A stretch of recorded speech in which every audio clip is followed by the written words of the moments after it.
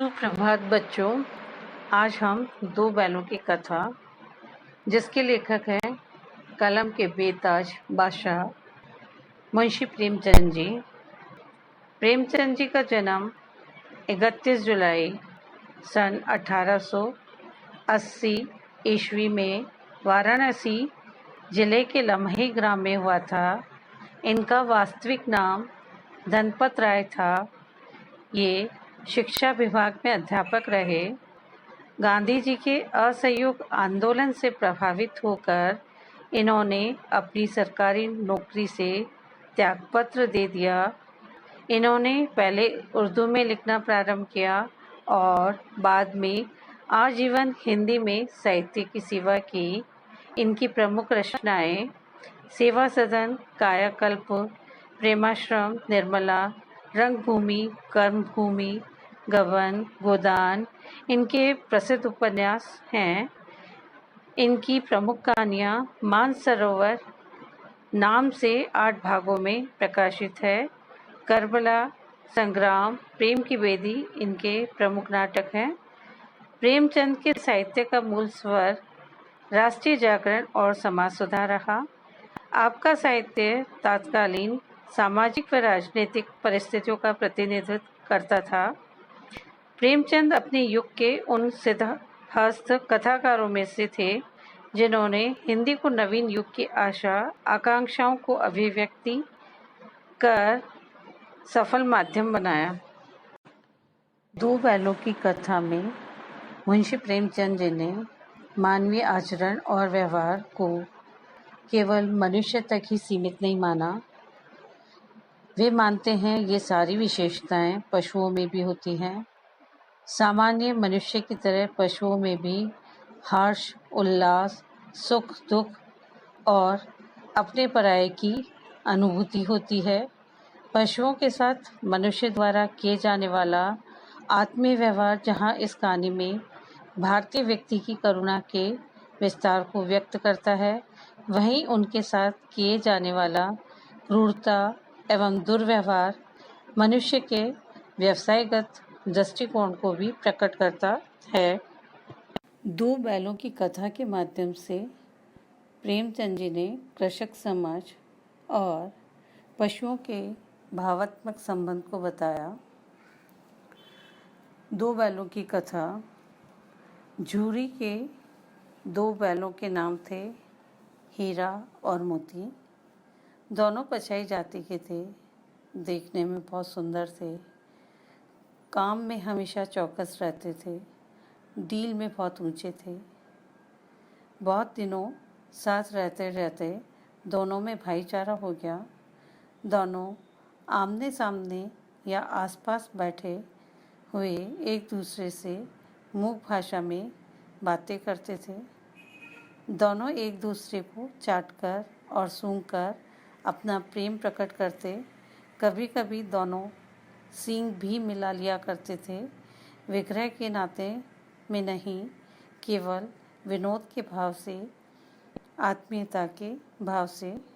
एक बार झूरी ने अपने दोनों बैलों की जोड़ी को पत्नी के आग्रह पर ससुराल कार्यवश भेज दिया। बैलों को क्या मालूम वे क्यों भेजे जा रहे हैं। समझे मालिक ने हमें भेज दिया। अपना यूं बेचा जाना उन्हें बिल्कुल भी अच्छा नहीं लगा। कौन जाने पर झूरी के साले गया को घर तक ले जाने तक उसे पसीना आ गया। वह बैलों को पीछे से हाँकता तो वे दाएं बाएं भागते। पगया पकड़ के आगे से खींचता तो दोनों पीछे जाने लगते। मारता तो दोनों नीचे करके हकारते। अगर ईश्वर ने उन्हें वाणी दी होती तो झूरी से पूछते, तुम हम गरीबों को क्यों निकाल रहे हो?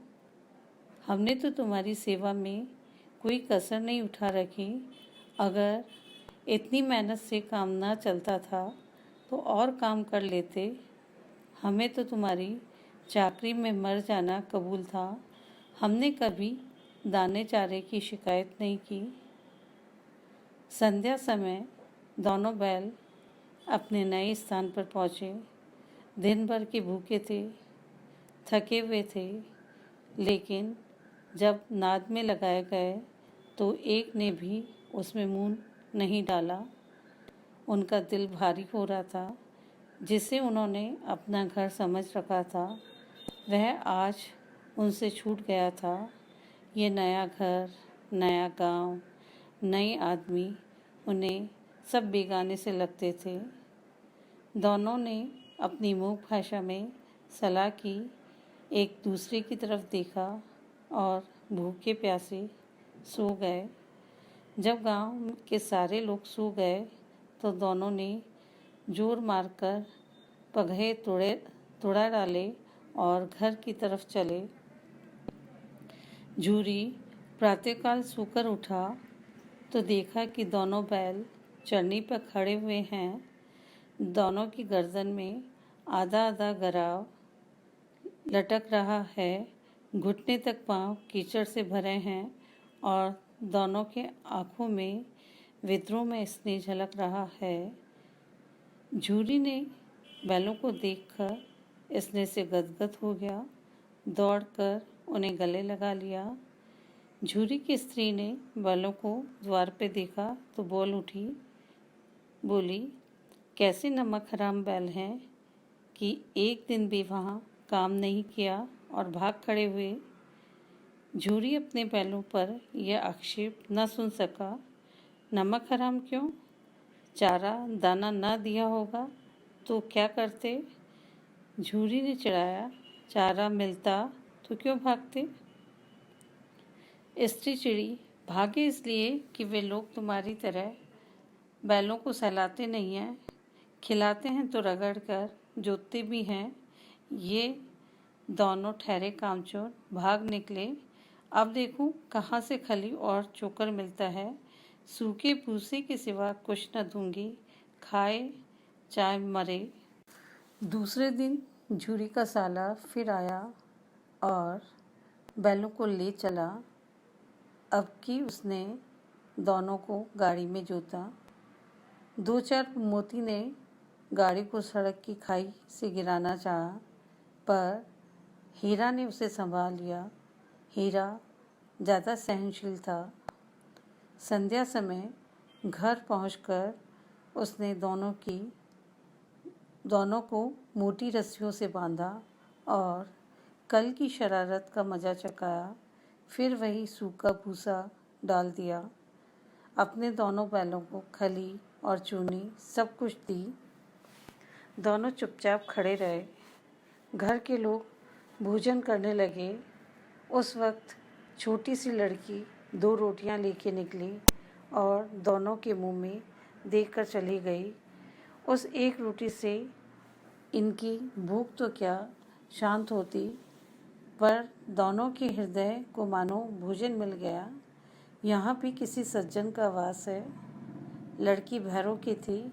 उसकी माँ मर चुकी थी। सौतेली माँ उसे मारती रहती है, इसलिए इन बैलों से उसे एक प्रकार की आत्मीयता हो गई थी। एक दिन मोती ने मूक भाषा में कहा, अब तो नहीं सहा जाता हीरा, क्या करना चाहते हो? तुम तो किसी तरह निकलने ही नहीं देते। हाँ, यह मैं स्वीकार करता, लेकिन इतनी मोटी रस्सी टूटेगी कैसे? इसका एक उपाय है। पहले रस्सी को थोड़ा थोड़ा सा चबा लो, फिर एक झटके में टूट जाएगी। रात को जब बालिका रोटियां खिलाकर चली गई, दोनों रस्सियां चबाने लगे, पर मोटी रस्सी मुंह में न आती। बेचारे बार बार जोर लगाकर रह जाते। सहसा घर का द्वार खुला और वह छोटी लड़की घर से बाहर निकली। दोनों ने सिर झुकाकर उसका हाथ चाटा। उसने उनके माथे सहलाए और बोली, खोल देती हूँ, चुपके से भाग जाओ, नहीं तो यहाँ के लोग तुम्हें मार डालेंगे। उसने गराव खोल दिया, पर दोनों चुपचाप खड़े रहे। मोती ने अपनी भाषा में पूछा, अब चलते क्यों नहीं? हीरा ने कहा, चले तो, लेकिन कल इस अनाथ पर आफत आ जाएगी, सब इसी पर संदेह करेंगे। सहसा बालिका चिल्लाई, दोनों फूफा वाले बैल भागे जा रहे हैं। ओ दादा, ओ दादा, दोनों बैल भागे जा रहे हैं, जल्दी दौड़ो। गया हड़बड़ाकर भीतर से निकला और बैलों को पकड़ने चला। वे दोनों भागे। गया ने पीछा किया और तेज भी हुए शोर मचाया। सीधे दौड़ते चले गए। यहाँ तक जिस रास्ते से आए थे उसका ध्यान नहीं रहा। उसका यहाँ पता न था। नए नए गांव मिलने लगे। तब दोनों एक खेत के किनारे खड़े होकर सोचने लगे, अब क्या करना चाहिए। अभी आज़ादी की सांस पूरी भी नहीं ली थी और देखा, ये क्या, सांड उनकी ओर दौड़ता चला आ रहा। सांड भी हाथी की भांति विशालकाय था। उससे भागना उचित नहीं था। दोनों ने उसी का सामना करना उचित समझा।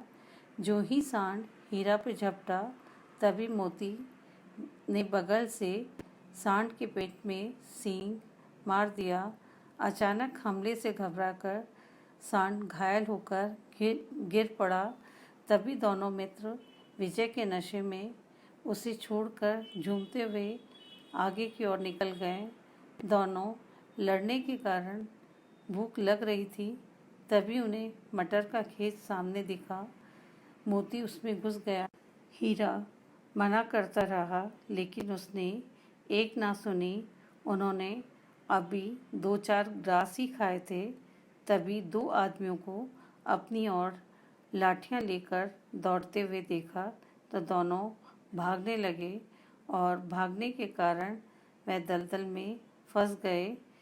उन आदमियों ने पकड़कर काजी हाउस में बंद करवा दिया।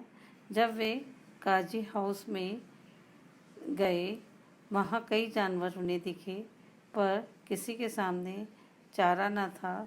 सब जमीन पर मूर्ति की तरह पड़े थे। कई तो इतने कमज़ोर हो गए थे कि वो खड़े भी नहीं हो सकते थे। सारा दिन इस आस में टकटकी लगाए थे कि कोई चारा लेकर आएगा, लेकिन जब कोई नहीं आया तो हीरा के दिल में विद्रोह की ज्वाला धधक उठी। 1 सप्ताह के बाद उनको नीलाम कर दिया गया। एक डडियल आदमी ने उन्हें खरीद लिया। वह बहुत कठोर था। नीलाम होने के बाद दोनों को वह डडियल लेकर चला। उस समय दोनों भय से थर-थर काँप रहे थे, लेकिन वे मजबूर थे। अचानक उन्हें लगा कि वे परिचित रास्ते पर ही चल रहे हैं। गया उन्हें इसी रास्ते से ले गया था। इसी कुएं पे वे पुर चलाने आया करते थे। अब हमारा घर पास ही आ गया। इससे दोनों छलांग लगाते हुए झूरी के घर की ओर दौड़ने लगे। वहां पहुंचकर वे अपने अपने स्थान पर खड़े हो गए। उनके पीछे पीछे दौड़ते हुए वह डरियल भी वहां पहुंच गया। झूरी उन दोनों को देखकर प्रसन्नता से झूम उठा। उसने उन्हें गले लगाया। उस डरियल ने कहा, मैंने इन्हें मवेशी खाने से नीलाम लिया है, इसलिए ये मेरे बैल हैं।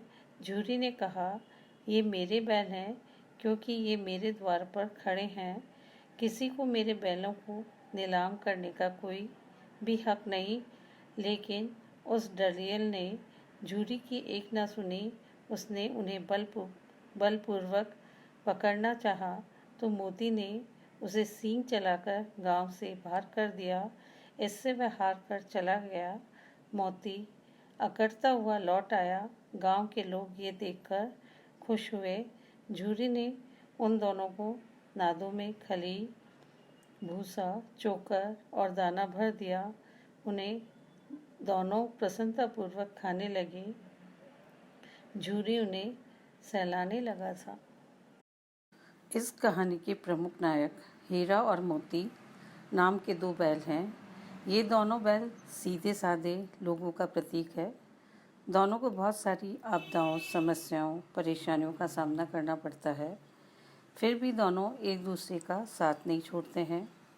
दोनों अपनी आज़ादी के लिए संघर्ष करते हैं, कई सारे नैतिक मूल्यों का भी ध्यान रखते हैं और अंत में दोनों अपने घर लौट आते हैं। हमें इससे ये शिक्षा लेनी चाहिए कि जीवन में कभी हार नहीं माननी चाहिए। निरंतर आगे बढ़ने के लिए संघर्ष करना पड़े तो उसका सामना करते हुए आगे बढ़ना चाहिए।